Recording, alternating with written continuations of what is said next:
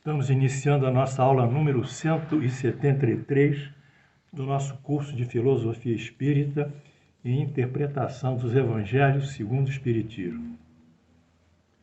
Na aula anterior, começamos a estudar a Eucaristia à luz da doutrina espírita. Identificamos 4 princípios sobre os quais se alicerça a Eucaristia.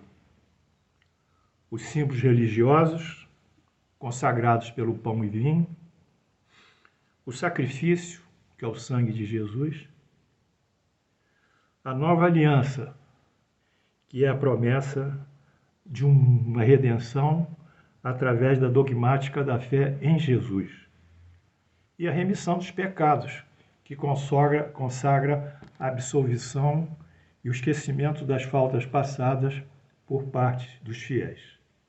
Bem, estes 3 primeiros princípios, símbolos religiosos, sacrifício e a nova aliança, já foram estudados, como eu disse. E hoje nos debateremos sobre a remissão dos pecados. Vamos lá. Remissão dos pecados comporta a análise dos seguintes prismas, ou seguintes princípios. Primeiro, ou seguintes visões. Primeiro, eixo central da doutrina paulina. Como a remissão dos pecados constitui o eixo central da doutrina paulina. Segundo, singular pobreza de suas citações evangélicas, quer dizer, não há referências muito abertas sobre a remissão dos pecados nos textos de Jesus. E terceiro, a proposição salvacionista de caráter extremamente simples e elementar, que se coloca em franca contradição com as próprias palavras de Jesus. Bom, então vou voltar a dizer que a remissão dos pecados, como um dos pontos, o ponto basilar da Eucaristia, da doutrina da fé, e que vai conduzir todos os fiéis em função dessa lei maior, ela está assentada, como aqui descrito, como eixo central da doutrina paulina, está pobremente referenciada nos evangelhos, e essa proposição salvacionista não encontra textos de Jesus que venham confirmá-la ou inicialmente venham pelo menos referendá-la. Então vamos iniciar com o eixo central da doutrina espírita, que é a remissão dos pecados. O pecado é o eixo central da doutrina paulina. A partir da concepção do pecado ser inato, que o pecado é inato, Paulo, como se viu, pôde construir sua doutrina. Parte da condição deficitária do homem, ou seja, o homem já nasceu pecador, como herança de Adão. Terminando superavitariamente, quer dizer, superando tudo, na salvação da vida eterna, ao lado de Deus. Quer dizer, ele começa pecador, evolui, e vai, pela redenção em Jesus, vai viver ao lado de Deus numa vida eterna. Ora, sem o pecado não há doutrina, não há salvação. Quer dizer, o pecado intrinsecamente ele terá que justificar a salvação. Não é? Tudo soa muito estranho, já que Jesus nada mencionou em seus evangelhos sobre esse tipo tão especial de salvação. De fato, Jesus trabalha outros princípios evangélicos, como a humildade, como a caridade, como a piedade, como o perdão, enfim, em Mateus 5, todas as bem-aventuranças que consigna um núcleo denso da evangelização de Jesus, bem-aventurados os humildes, bem-aventurados os mansos, bem-aventurados os pacíficos, bem-aventurados os sequiosos de justiça, bem-aventurados os misericordiosos, bem-aventurados aqueles que sofrem perseguição pela justiça. Tudo isso foi consagrando essas bem-aventuranças, essa luta do indivíduo contra si próprio, modificando a sua natureza moral para se aproximar mais da doutrina do mestre e da sua prática é que constitui o núcleo denso. Jesus nunca disse bem-aventurado os que estão no pecado porque serão salvos. Ele não disse isso. Ele disse que aqueles que praticarão essas virtudes, a humildade, a beneficência, a pacificidade, a justiça, né? Todos esses sim que praticarem a caridade, o perdão, todos esses seguirão esse caminho. Mas é uma condição proativa do indivíduo. O indivíduo tem que chegar a essas virtudes e praticá-las. Ele não tem que ficar de cabeça curvada, adorando pela fé e num movimento impressionantemente absurdo, ser levado do céu por uma condição de misericórdia que vence todas as situações erradas do passado, como se não existisse a lei da causa e efeito. Esse é o primeiro item. Singular pobreza da sua citação. Muito pobre a citação. As palavras remissão dos pecados, vinculadas à ceia de Jesus, a Santa Ceia, com seus apóstolos, é unicamente encontrada em Mateus 26,28. Essa transcrição já foi aqui feita. Nada mais se encontra em todo o Evangelho sobre remissão dos pecados, a não ser um outro texto em Lucas 24, 45, 47, quando Jesus, já ressuscitado, confabula com seus apóstolos. Surge então uma indagação. Como assunto tão importante, nuclear da Eucaristia, espinha dorsal da Igreja Católica,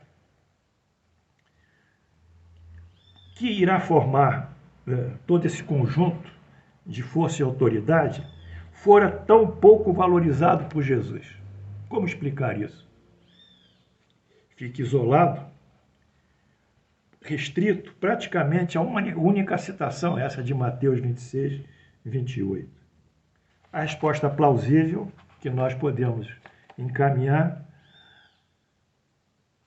é que para Jesus ela não tem importância, ou ele jamais tê-la pronunciado, sendo uma inclusão textual, foi reescrito, séculos após, com tantos outros versículos foram retificados e reescritos da Bíblia. Vamos voltar aqui a um grande filósofo da doutrina espírita, considerado por muitos como o herdeiro intelectual de Allan Kardec, que é o insigne Leon Denis, que saudamos em espírito. Na sua obra Cristianismo e Espiritismo, edição da FEB, Rio de Janeiro, 2001, página 28. Diz Leon Denis: o Papa Damaso confia a São Jerônimo a missão em 384 depois do Cristo, quer dizer, 4 séculos quase após, 400 anos, a missão de redigir uma tradução latina do Antigo e do Novo Testamento. Essa tradução deverá ser, pois, daí em diante, a única reputada dentro da ortodoxia católica e tornou-se a norma da doutrina da Igreja. E ela foi denominada assim de Vulgata, é a tradução latina. Aliás, o primeiro livro impresso por Gutenberg, em 1400 e pouco, foi a Vulgata. Gutenberg é o pai da imprensa, né? Esse trabalho oferecia enormes dificuldades. São Jerônimo, como ele próprio disse, em presença de tantos exemplares, tantas cópias dos evangelhos, dispunha de 40 a 50 evangelhos escritos em grego, hebraico, aramaico e provavelmente numa linguagem mais antiga, o copta. Essa variedade infinita quase de texto obrigava uma escolha e emendas profundas.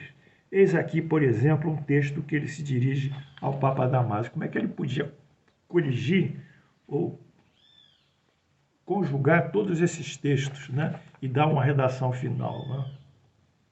Diz ele sim, diz São Jerônimo ao Papa Damaso. Vocês estão gostando? Essa é a história da Bíblia. Pois é, isso ninguém conta, né?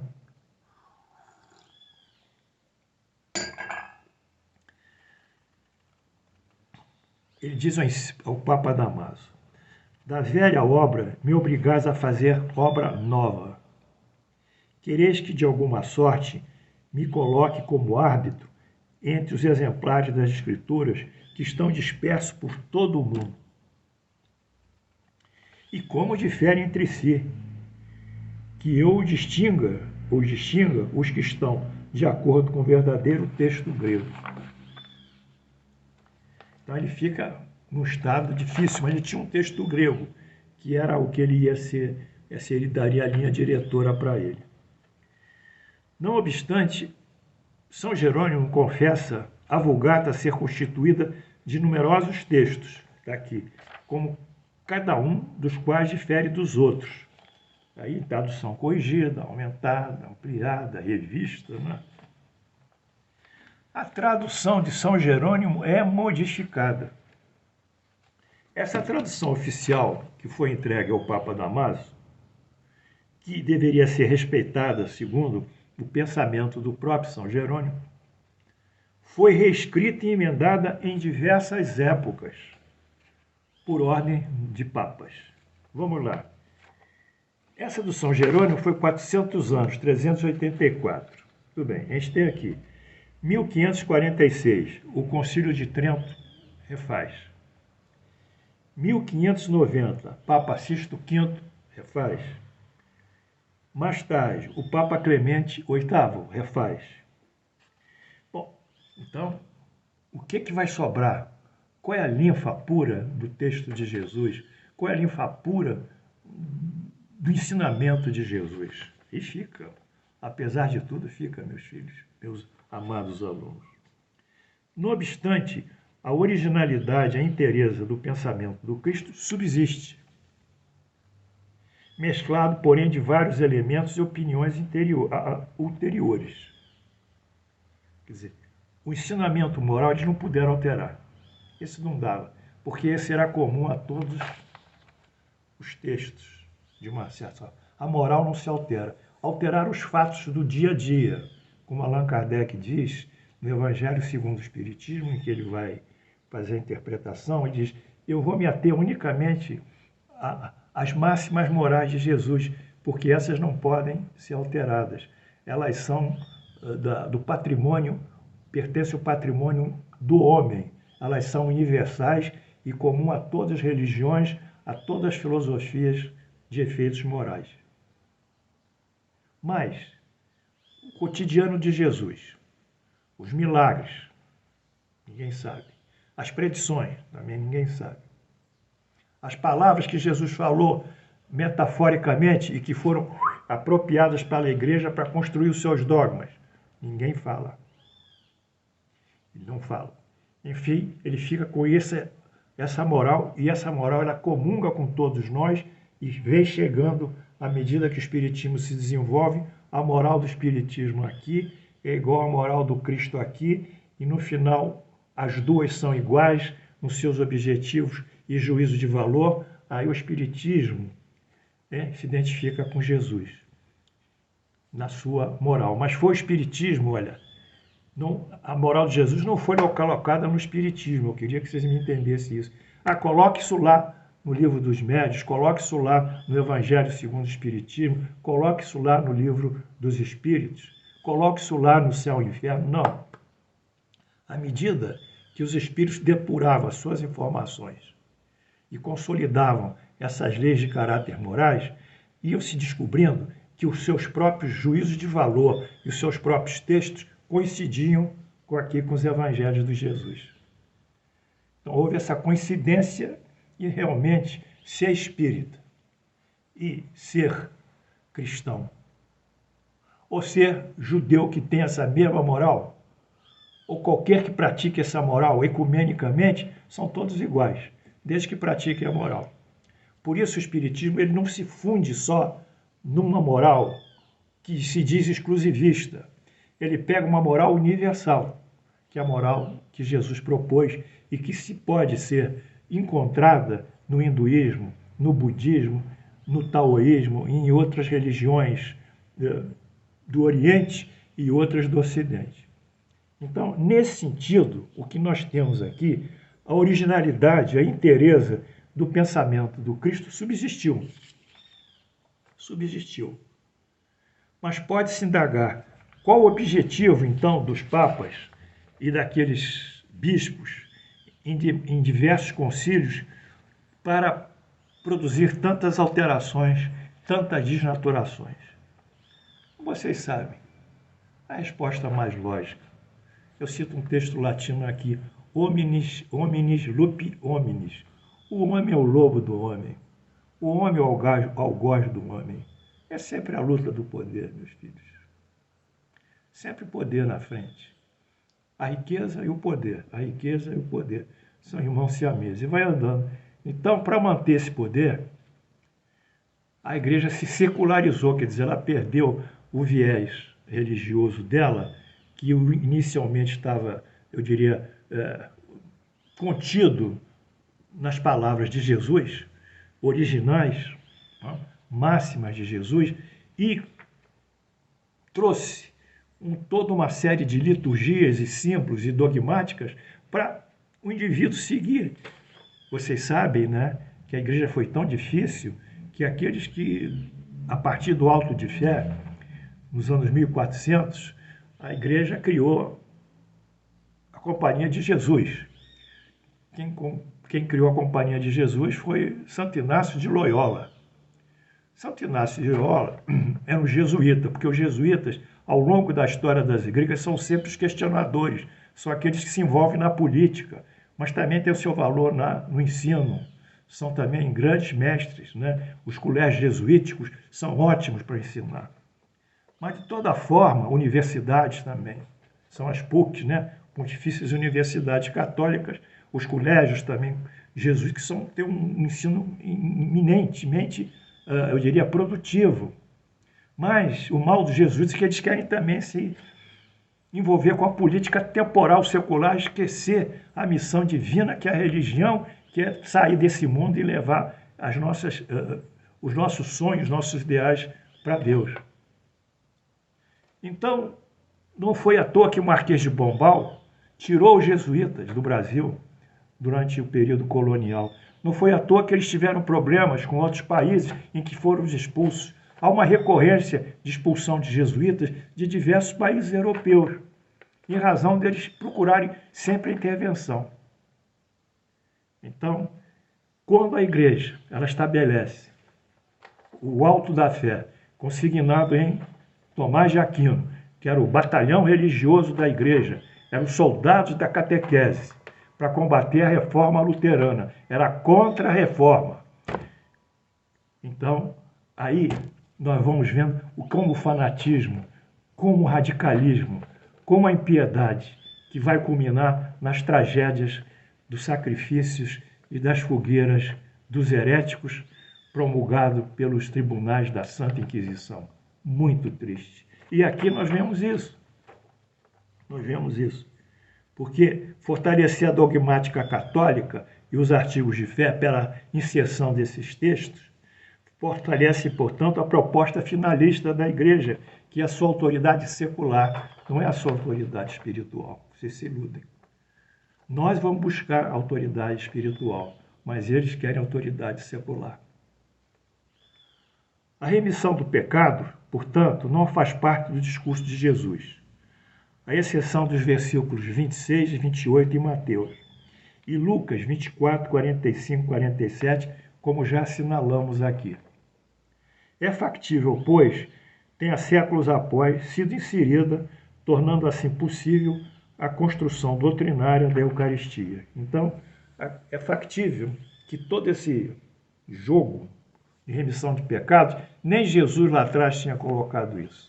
Porque a remissão, segundo Jesus, a nossa evolução espiritual é pela proposta evangélica dele, como eu disse, que o núcleo básico, o núcleo duro, é Mateus 5, com as bem-aventuranças. Ele nunca propôs isso, remissão dos pecados, ele nunca. Então, se ele nunca propôs isso, ao longo de todos os evangelhos, desde Mateus até o último lá, o João, ele não propôs isso, só aparece em Lucas, depois de Jesus ressuscitado, falando algumas coisas, e aparece aqui em Mateus, não aparece nos outros evangelistas a palavra remissão dos pecados. Vocês podem comprovar procurando em Marcos, procurando em João, vocês não vão encontrar e ninguém vai encontrar. Então, o que pode ser feito isso? Pode ser feita uma alteração para justificar você colocar na desgraça, eu coloco você lá para baixo, no fundo do poço. Você é um pecador inato, eu jogo você lá para baixo e agora eu digo, respira fundo, Paulo, eu vou te tirar do poço, eu vou te dar aqui umas normas importantíssimas para você subir desse poço, subir desse estado de pecado. Eu vou te ajudar, você vai subir pelo estado da redenção, desde que você siga a minha dogmática, os meus protocolos, a minha norma, enfim, aquilo tudo que eu proponho, porque isso constitui a base da minha doutrina e a base da minha autoridade. Triste.